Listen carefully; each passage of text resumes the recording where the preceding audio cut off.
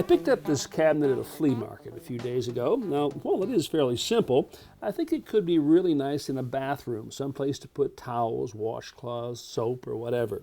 But it does need a bit of sprucing up. Now, the first thing I'm going to want to deal with is getting rid of these black marks right here and right here. The marks have been made from water that has come into contact with this steel hardware. The black is actually iron oxide. To remove it, I'm pouring a quart of hot water into this container, to which I'm adding a heaping tablespoon of powdered bleach called oxalic acid. It's available at most paint and hardware stores. After stirring it thoroughly, I brush the solution on the drawer fronts, saturating the wood.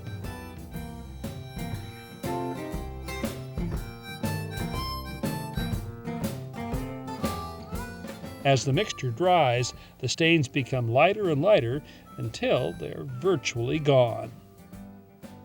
For sanding, I'll first use a 120 grit paper. With my sandpaper cutter, I divide full sheets into quarters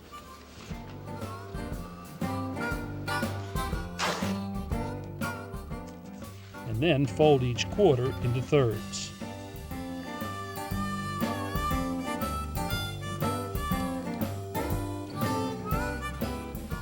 When it comes to sanding, it's important to always move the sandpaper in the same direction as the grain.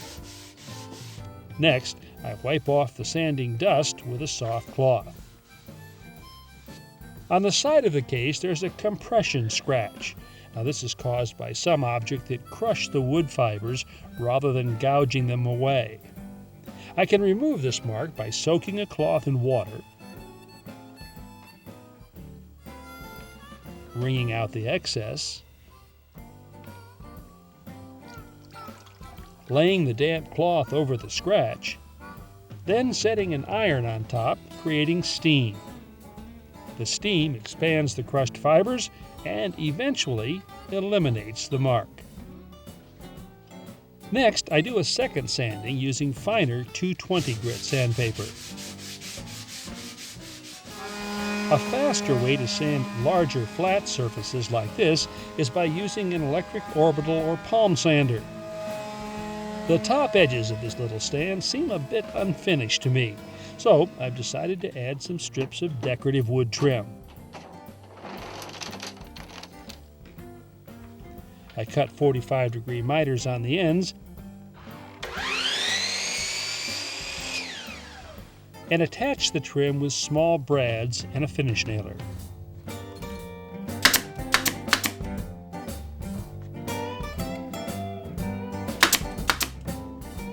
Finally, I set any nails below the surface and apply a cellulose wood filler to conceal the holes.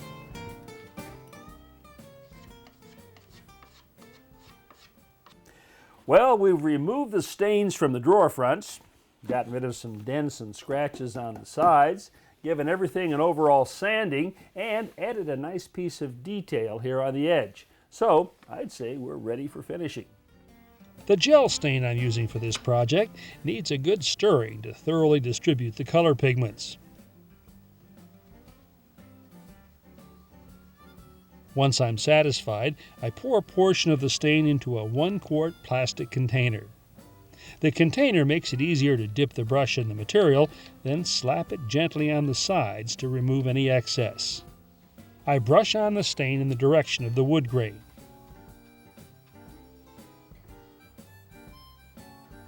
On vertical surfaces, like the sides, the gel consistency keeps the stain from running and dripping.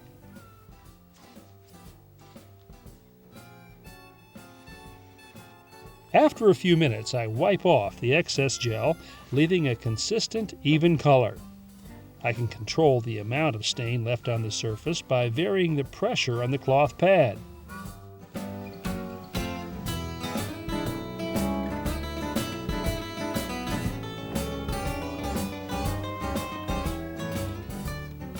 Once I'm finished, I'll let the stain dry for about 24 hours. Now, since I'm going to be using this cabinet in the bathroom where there's going to be moisture and steam, I want to put a good, tough, waterproof top coat on here. So I've decided to use a polyurethane spar varnish. Spar varnish is developed for the marine industry. The other thing I like about this finish too, or this top coat, is that it's got a very slight yellow or amber color to it, and that's going to look very attractive on top of this cherry stain. This brush is suitable for both oil and latex paints. Important because the top coat I'm using is an oil-based product. The brush tip is nicely shaped and the bristles are securely fastened into the metal ferrule. Once again, I'm pouring the varnish into a plastic container so that I can properly load the brush. I apply the top coat with long, even strokes, working with the grain whenever possible, and finishing off with straight strokes in one direction.